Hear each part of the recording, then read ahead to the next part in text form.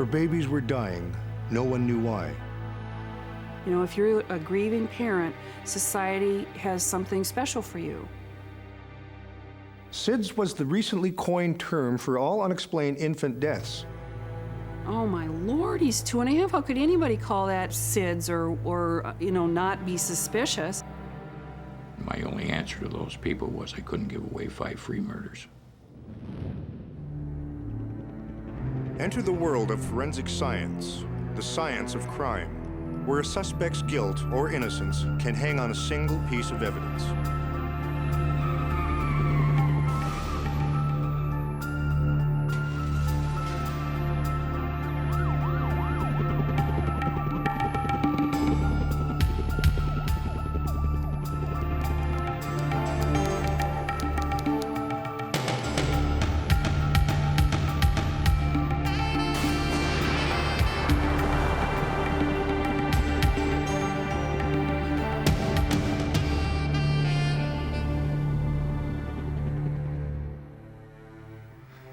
Every year in North America, thousands of healthy babies die for no apparent reason.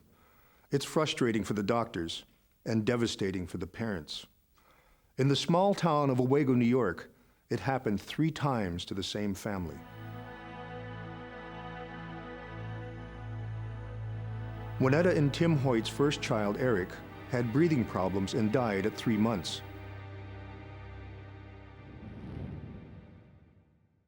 Their second, Julie, choked to death on cereal at 4 months.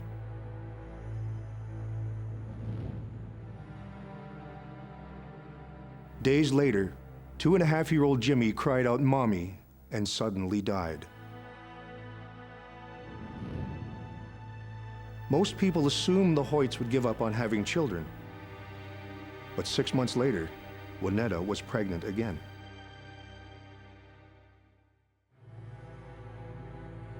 When 1-month-old Molly turned blue and had to be resuscitated, their family doctor urged the Hoyts to consult Dr. Alfred Steinschneider, an upstate specialist doing research into SIDS, sudden infant death syndrome.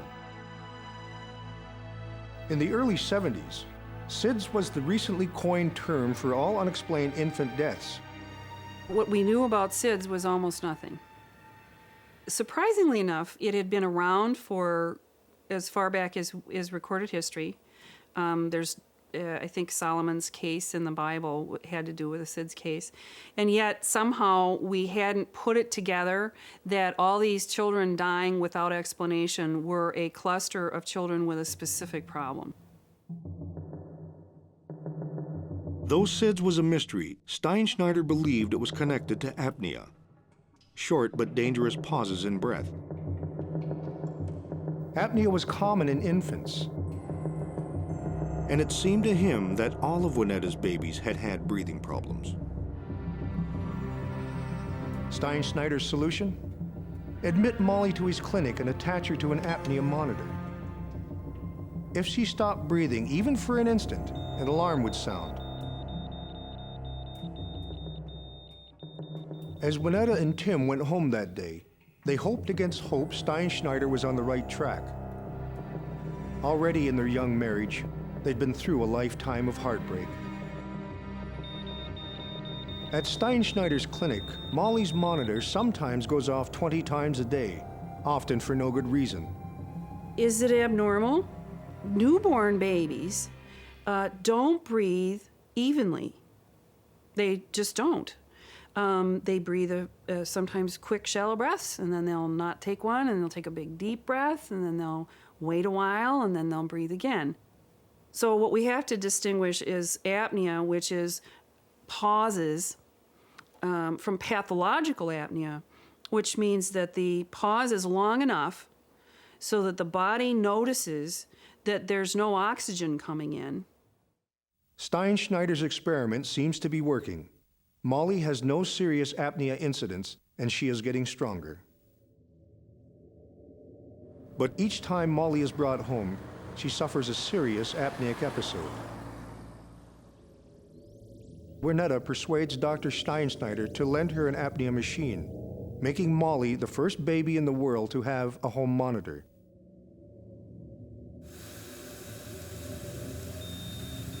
But still, tragedy strikes.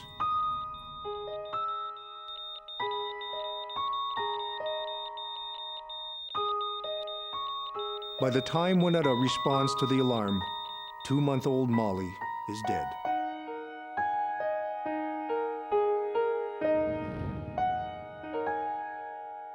After consulting a colleague about Molly's lungs, the pathologist lists cause of death as pneumonia. A lot of times what pathologists and others would do is give it a name even though they knew that isn't what caused it. So they'd tell them it was pneumonia or it was a virus. So that parents frequently weren't told that nobody knew specifically. I think that folks had a tendency to believe that some answer is better than no answer.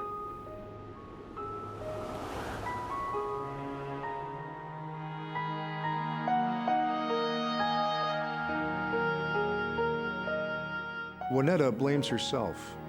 If only she hadn't left Molly alone. Tim wonders if his father's alcoholism hasn't screwed up his genes. But to Dr. Steinschneider, the real cause of death is SIDS.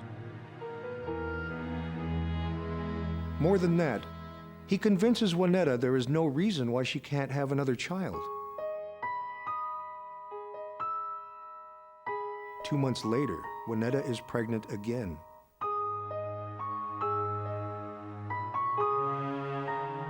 This time, as soon as Noah, their 5th child, is born, he is hooked up to an apnea monitor at Steinschneider's clinic.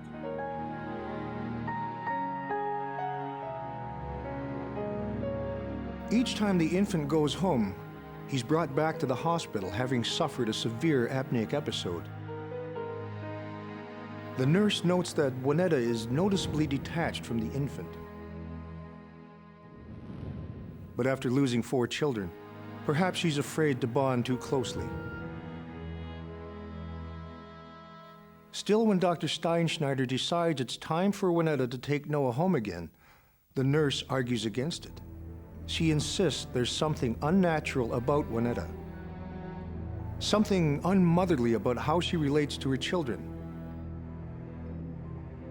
In her frustration, the nurse bets Steinschneider Noah won't survive. Noah dies the next day while Juanetta is in the shower.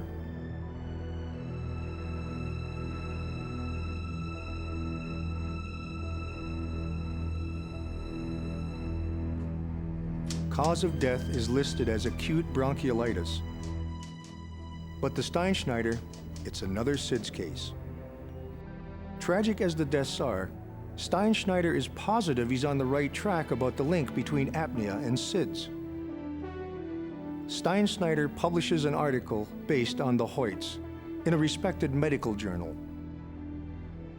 Given that 5 of Juanetta's children died of SIDS, his paper states SIDS is genetic and runs in families.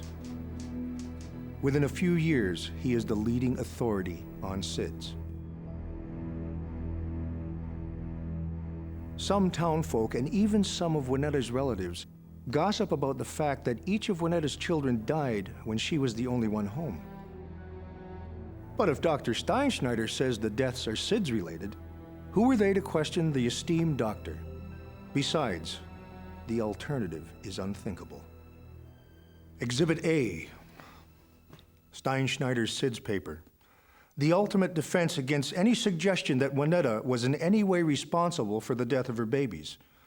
Ironically, many years later, it became the key piece of evidence that ultimately solved the mystery of how Juanetta's babies really died. After all 5 of their children died of SIDS, Tim Hoyt had a vasectomy. Juanetta still wanted children. 5 years after Noah's death, she and Tim adopted a 2-month-old baby. They took turns staying up at night to make sure nothing happened. If SIDS was genetic, this baby should be fine. Meanwhile, Dr. Steinschneider became the patron saint of SIDS. His apnea theory was quoted in dozens of pediatric journals and parenting magazines. Juanetta took solace in the fact that her tragic experience was the basis of Steinschneider's famous article. home monitors became a multi-million-dollar business. As time passed, Juanetta concentrated on honoring her dead children and raising her adopted child. Juanetta had no idea that a criminal case in the next county was about to refocus attention on how her children really died. The DA was prosecuting a man accused of murdering his 3 infants for the insurance money. The defense cited Steinschneider's article about the Hoyt's 5 infant deaths as proof that SIDS ran in families. The DA's pediatric expert countered that 1 death in a family might be SIDS. 2 were possible, but 3 were homicide. The jury agreed, and the man was convicted. The DA called Bob Simpson, the district attorney for Owego, New York. He suggested the Hoyt children hadn't died of SIDS. They'd been murdered. It's not something you can simply say, oh, well, I don't believe it, therefore we're not going to do anything about it. When you have a credible person come forward and tell you that there's a possibility of homicides, then you obviously get a group going and you get working on it. District Attorney Simpson collected the Hoyt children's medical records and sent them to Dr. Michael Baden, former chief medical examiner in New York. Eric Hoyt hadn't been autopsied, so there was no way anyone could have determined his death was the result of a congenital anomaly of the heart. Julie's death was the result of eating rice cereal, but infants her age don't eat rice cereal. Jimmy's death allegedly was the result of an enlarged thymus, but Dr. Baden pointed out this is common in healthy young children. There were slides of Molly's lungs, but there was no evidence of pneumonitis, and there was no evidence of Noah's acute bronchiolitis. Dr. Baden studied the reports and pronounced them homicides. But before Bob Simpson accused Juanetta Hoyt of the worst crime a mother could commit, he wanted a second opinion. He wanted an expert on infanticide, someone who combined the skills of a forensic pathologist and a pediatrician. If you look at the medical records, and I went through every single line, there was nothing in the records that supported that these children had anything wrong with them at all. Anything. SIDS was usually defined as an unexplained death for an infant under 1 year old. So what really caught Dr. Ophoven's attention was Jimmy Hoyt's death. Oh my Lord, he's 2.5. How could anybody call that, SIDS or not be suspicious? There was clearly no other cause of death or circumstance of death that can be reasonably considered except murder.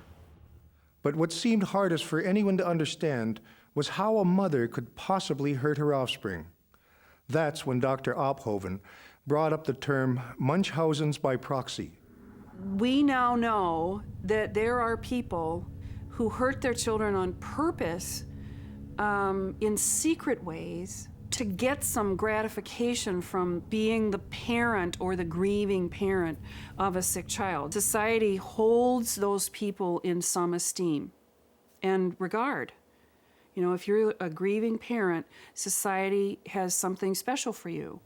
If Munchausen's by proxy offered a perverse reason why Juanetta killed her babies, 2.5-year-old Jimmy's medical records indicated how she'd done it. The child was otherwise normal that day, then all of a sudden either came inside or jumped up, yelled mommy, and dropped dead on the floor. When you're looking at sudden death and you're looking at blood in the nose and mouth, that's a pretty classic description of someone who's been suffocated. That did it for me. I mean, to suffocate a 2.5-year-old takes a great deal of intention. I was absolutely amazed that something like this could happen. At that time, I'd been a policeman 30 years, and I had never encountered a case such as this. Yet, despite the seemingly heinous nature of Juanetta's crime, there was tremendous pressure to sweep the whole case under the carpet. Her adopted child was now a teenager and seemed perfectly healthy. And most of Juanetta's neighbors felt she had suffered enough already. There were comments that were made to me and to my colleagues to the effect, why were we bothering this woman? And my only answer to those people was I couldn't give away 5 free murders.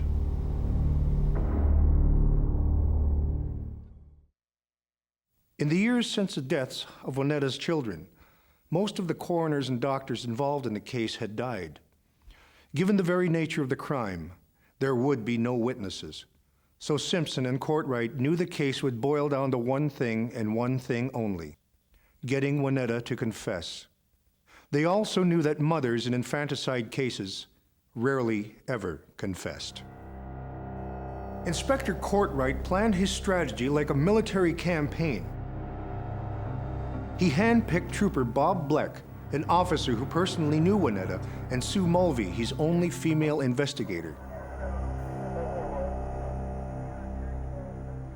I wanted a mother-to-mother interview.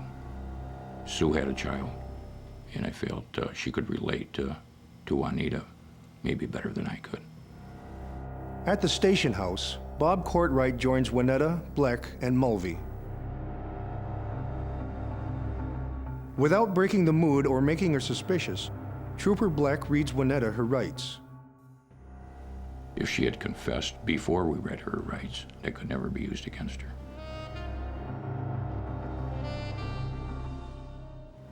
We started out, and it took about an hour, going through the lives of the children, some of the marriage in Juanita's life.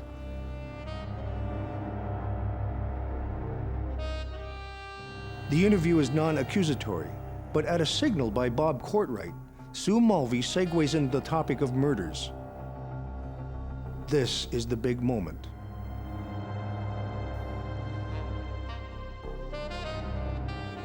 We told her that we had medical evidence that showed that she caused the death of her children. She denied that, said they died of SIDS. Investigator Mulvey was doing the interview at this time and persisted that we know she caused the death of her children, and we have medical evidence to prove it. At one point, she dropped her head, started crying, and says, "What will people think of me? They'll throw me in the gutter. What will my husband think of me? He'll hate me." Sue was very consoling, and she started to confess to the murder of her children. Eric was the first baby to die. She says she has smothered him on the couch in the living room of her mother-in-law's.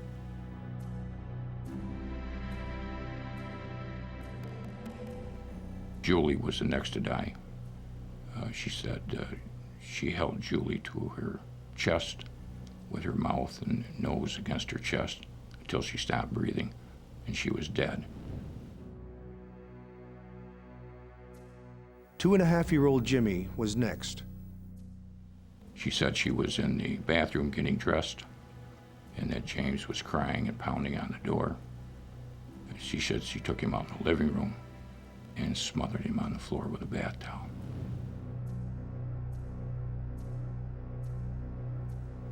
The next to die was Molly. She smothered Molly with a pillow. She couldn't stand the crying. And then there was Noah. I think he'd been home from the hospital for 12 hours after spending most of his life there. And she said she smothered him with a pillow, too. We treated her with compassion, and there's not much else we could do except take down that confession. It was absolutely riveting. 2 police officers had picked Tim up at work and brought him to the station house. He was furious when he entered the room. I told him, "Your wife has admitted to suffocating all your children." And he says, "That's a lie. You made her say that." He's very upset. And I said, "No." I says, "Here's a statement that she has given us, and I want you to read it." And he sat down next to his wife and read that statement. Juanetta Hoyt was charged with 5 counts of murder. At her trial, Dr. Steinschneider testified for the defense. He still insisted that SIDS was genetic and that all of Juanetta's children had died of SIDS. I think he hurt himself and hurt the defendant when he took the stand and tried to keep to his old ideas and not recognize, A, that there was change, and B, that Mrs. Hoyt had confessed to the homicides. He refused to even acknowledge that her confession may alter his underlying findings. Of all the deaths, 2.5-year-old Jimmy's affected people the most.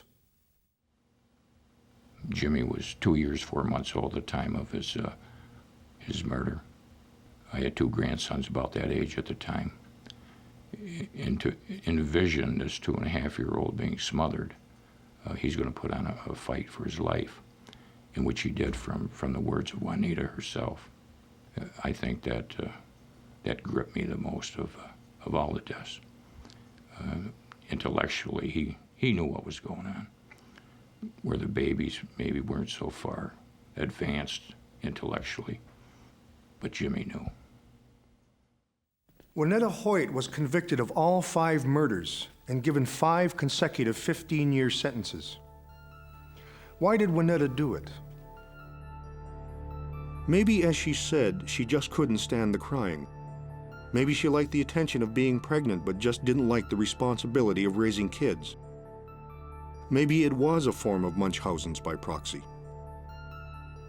Munchausen's by proxy is just a particularly sinister form of child abuse. It is hurting children. That's all it is. It's hurting children. What about her husband, Tim? How did he fit into all this? I would think if 5 of your children died, and they kept dying, that you might ask your wife some questions. All these children died while he was working. Myself as a husband, I think I'd ask my wife, what's going on here? In August 1998, Juanetta Hoyt died of cancer while serving a life sentence. SIDS is certainly a real and genuine tragedy for many families, but in the years since Juanetta's trial, it's estimated that in North America, about 1 in 10 cases a year are infanticide disguised as SIDS. Science in the service of society is wonderful, but when science is flawed, it can mask the unthinkable. How else to explain why Juanetta Hoyt almost got away with 5 murders?